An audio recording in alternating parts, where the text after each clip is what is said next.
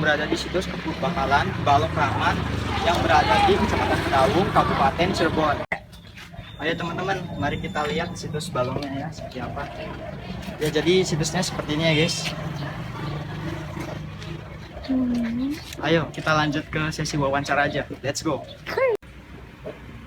Assalamualaikum warahmatullahi wabarakatuh. Waalaikumsalam warahmatullahi wabarakatuh. Di sini saya Nandika Gurukasa selaku wawancara dan dengan narasumber saya Nama Raden Suparja. dengan Bapak Raden Sukarja. Ya, bisa tolong menceritakan sedikit tentang sejarah di Balong Mancur Jaya ini. Jadi perkenalan dulu ya. Nama Mama Raden Suparja sebagai juru kunci Balong Kramat Pangeran Mancur Jaya, yang mana sekarang ini berada di wilayah Desa Kertawinangun, Kecamatan Kedawung, Kabupaten Cirebon.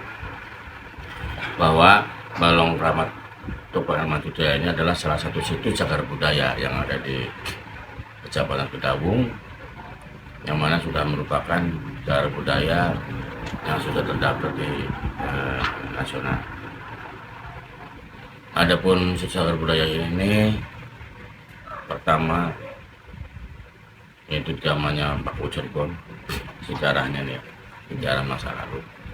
Jadi sejarah ini ada dua masa. Pertama zaman Pak Cirebon, Pangeran Cakrabuana atau Pangeran Warang Susang, itu dari Pajajaran menuju ke Cirebon ini, beliau pertama menapakkan kaki itu di tempat ini, di sebuah batang kayu, yang mana batang kayu tersebut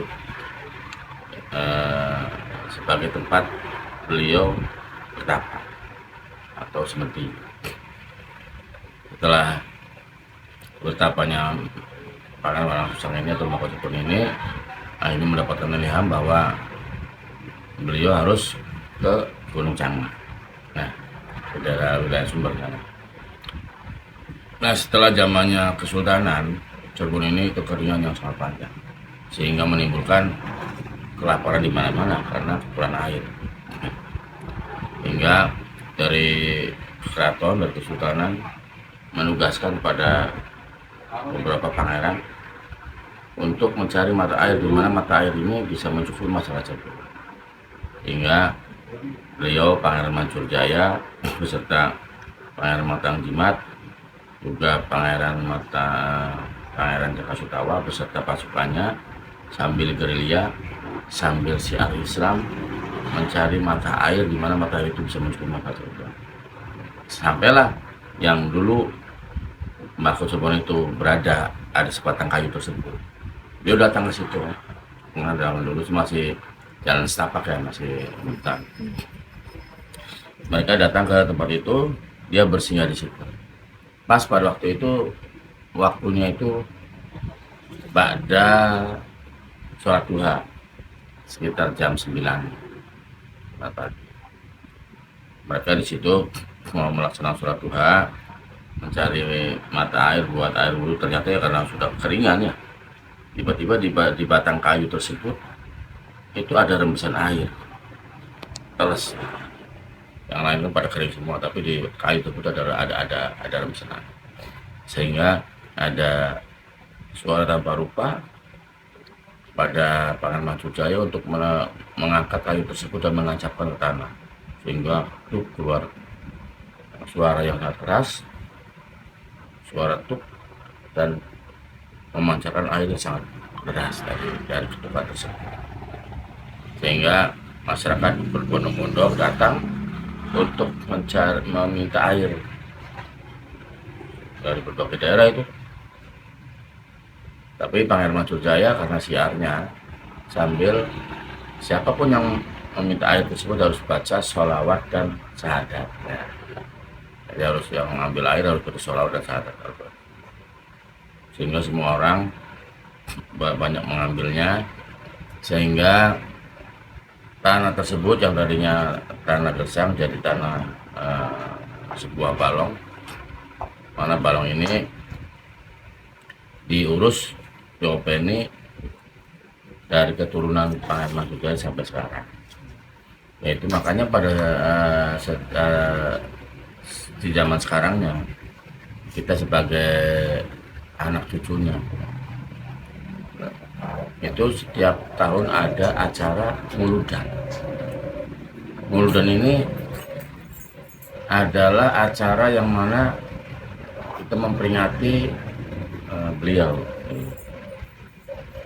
Jadi pas setiap tanggal 19 Mulud atau Sangalasi Mulud di sini diadakan acara peringatan pengangkatan buyut kayu berbatang Pangeran Mangkujaya atau buyut kayu Makinama. Nah, ini membuat bahwa kita ini sebagai anak cucunya ini harus melestarikan, karena ini adalah budaya ya. Jadi harus melestarikan situs cagar budayanya dan juga budayanya setiap tahun.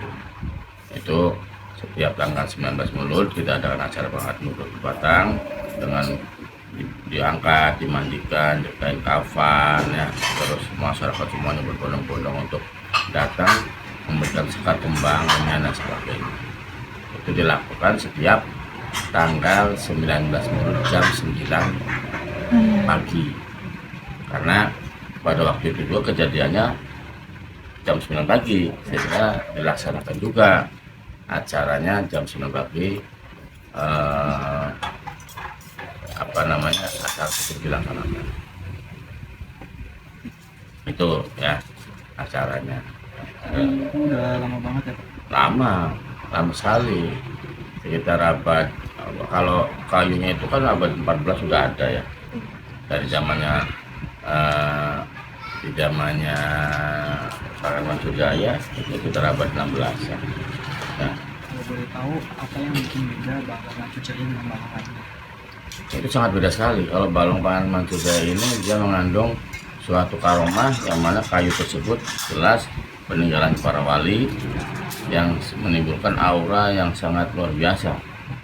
Orang yang misalnya kena kebel, kurang sakit dan sebagainya, itu dengan air Mangkujaya itu bisa sembuh. Jadi karena aroma daripada kayu tersebut peninggalan Mangkujaya. Itu bedanya. Kesaktian itu. Iya, punya kesaktian sendiri. Karena itu peninggalan para wali ya, jadi otomatis kayunya tersebut juga mengandung aroma, sehingga orang-orang yang kebel nggak laku-laku nikah, nggak kawin-kawin, nah itu akan dimakai di sini sebenarnya. Itu di antara khasiatnya daripada balong kamar. Kalau benda-benda bersejarah yang kita baca ada apa aja? Ada banyak. Kayak peninggalan selain kayu berbatang ini ada pusaka, ada keris, ada tombak ya, dan macam-macam. Nanti bisa juga di foto ya di kamar khusus ini dulu peninggalannya Pangeran Mangkujaya.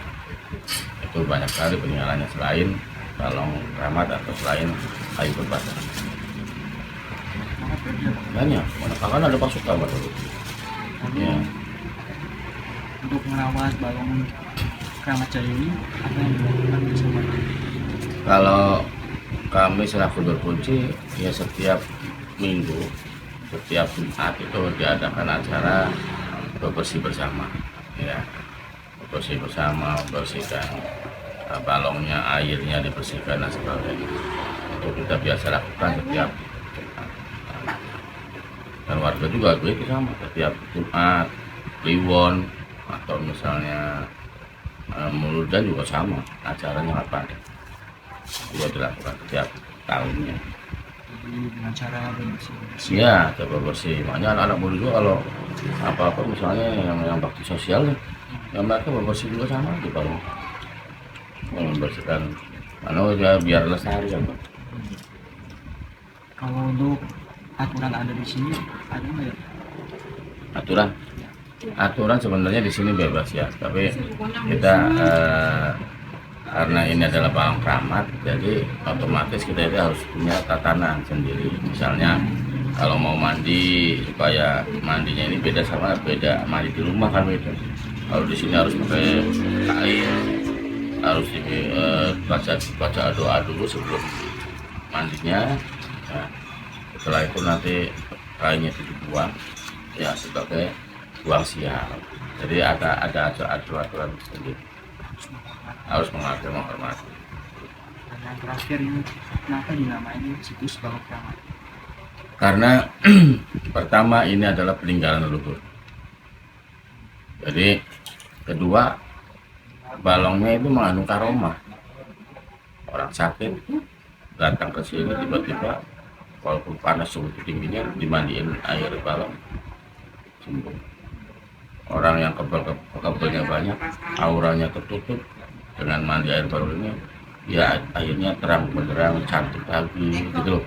Yang laki-laki tambah cakep kalau dimandiin ini, sehingga balong keramat ini disebut balong keramat karena termasuk gaya ini adalah mengandung karomah ya, jadi beda dengan balong-balong yang lain. Ya, sekian sebelumnya Bapak, terima kasih atas waktunya. Sama-sama. Ya, sekian saja wawancara dari kami. Wassalamualaikum warahmatullahi wabarakatuh. Waalaikumsalam warahmatullahi wabarakatuh.